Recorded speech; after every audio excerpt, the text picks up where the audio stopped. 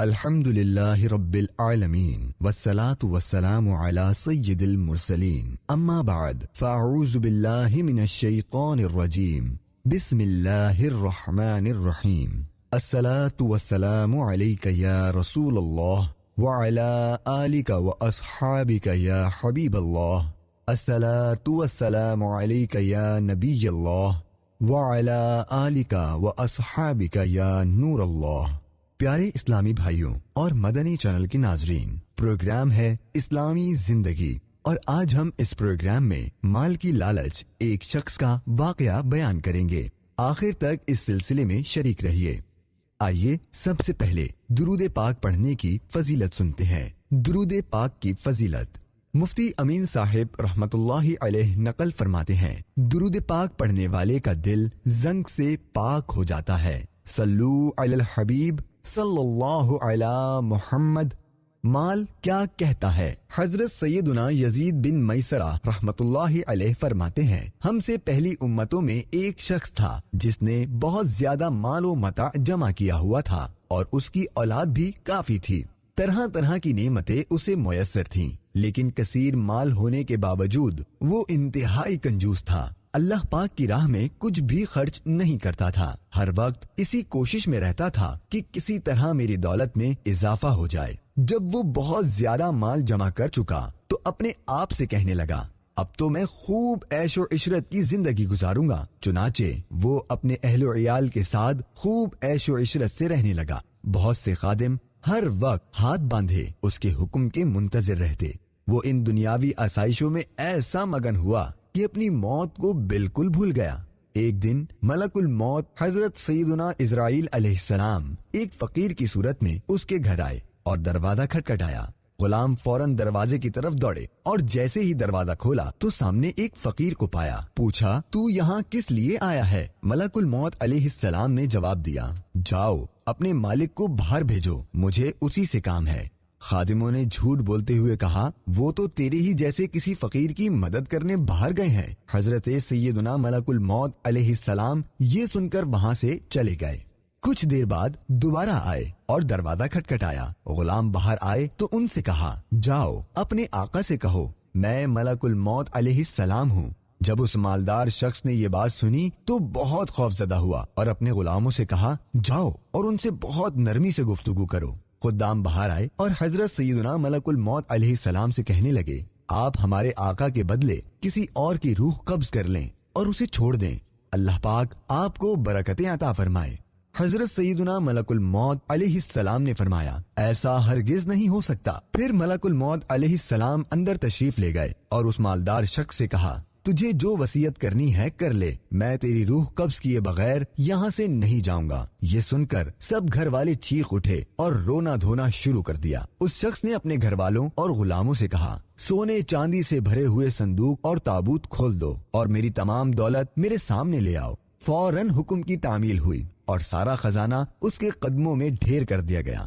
وہ شخص سونے چاندی کے ڈھیر کے پاس آیا اور کہنے لگا، اے ذلیل و بدترین مال، تجھ پر لعنت ہو، تو نے ہی مجھے اللہ پاک کے ذکر سے غافل رکھا، تو نے ہی مجھے آخرت کی تیاری سے روکے رکھا۔ یہ سن کر وہ مال اس سے کہنے لگا، تو مجھے ملامت نہ کر، کیا تو وہی نہیں کہ دنیا داروں کی نظروں میں حقیر تھا؟ میں نے تیری عزت بڑھائی، میری ہی وجہ سے تیری رسائی بادشاہوں کے دربار تک ہوئی، ورنہ غریب و نیک لوگ تو وہاں تک پہنچ ہی نہیں سکتے۔ میری ہی وجہ سے تیرا نکاح شہزادیوں اور امیر زادیوں سے ہوا، ورنہ غریب لوگ ان سے کہاں شادی کر سکتے ہیں۔ اب یہ تو تیری بدبختی ہے کہ تو نے مجھے شیطانی کاموں میں خرچ کیا۔ اگر تو مجھے اللہ پاک کے کاموں میں خرچ کرتا تو یہ ذلت و رسوائی تیرا مقدر نہ بنتی۔ کیا میں نے تجھ سے کہا تھا کہ تو مجھے نیک کاموں میں خرچ نہ کر؟ آج کے دن میں نہیں بلکہ تو زیادہ ملامت و لعنت کا مستحق ہے۔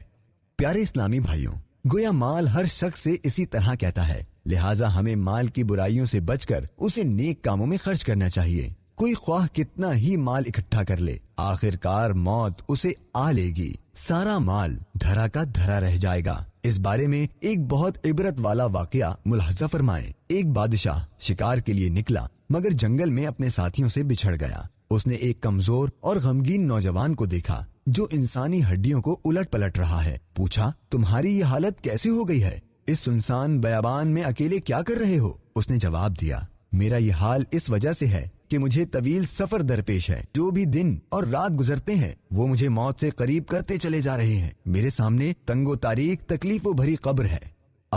گلنے سڑنے کے لیے عنقریب مجھے زیر زمین میں رکھ دیا جائے گا۔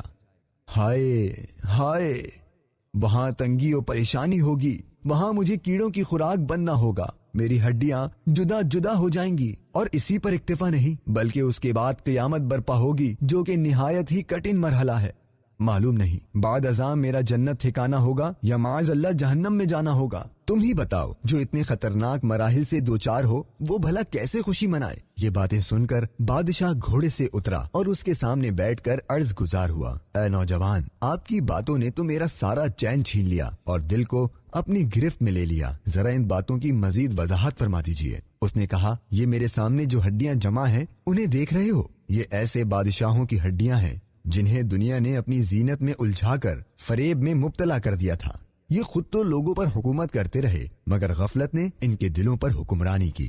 یہ لوگ آخرت سے غافل رہے یہاں تک کہ انہیں اچانک موت آ گئی۔ ان کی تمام آرزویں دھری کی دھری رہ گئیں، نعمتیں سلب کر لی گئیں، قبروں میں ان کے جسم گل سڑ گئے، ان کی ہڈیاں بکھری پڑی ہیں۔ عنقریب ان کی ہڈیوں کو پھر زندگی ملے گی اور ان کے جسم مکمل ہو جائیں گے، پھر انہیں ان کے اعمال کا بدلہ ملے گا اور یہ نعمتوں والے گھر جنت یا عذاب والے گھر دوزخ میں جائیں گے۔ اتنا کہنے کے بعد وہ نوجوان بادشاہ کی آنکھوں سے اوجھل ہو کر معلوم نہیں کہاں چلا گیا۔ ادھر خدام جب ڈھونڈتے ہوئے پہنچے تو بادشاہ کا چہرہ اداس اور اس کی آنکھوں سے آنسو جاری تھے۔ رات آئی تو بادشاہ نے لباس شاہی اتارا اور 2 چادریں جسم پر ڈال کر عبادت کے لیے جنگل کی طرف نکل گیا۔ پھر اس کا پتہ نہ چلا کہ کہاں گیا۔ اللہ پاک ہمیں بھی دنیا سے بے رغبتی عطا فرمائے۔ آج کے پروگرام کا وقت اختتام کی طرف بڑھ رہا ہے۔ اگلے ہفتے ایک نئے موضوع کے ساتھ پھر حاضر ہوں گے۔ تب تک کے لیے ہمیں اجازت دیجیے۔ مدنی چینل دیکھتے رہیے، مسجد بھرو تحریک جاری رہے گی انشاءاللہ۔ صلو علی الحبیب صلی اللہ علی محمد۔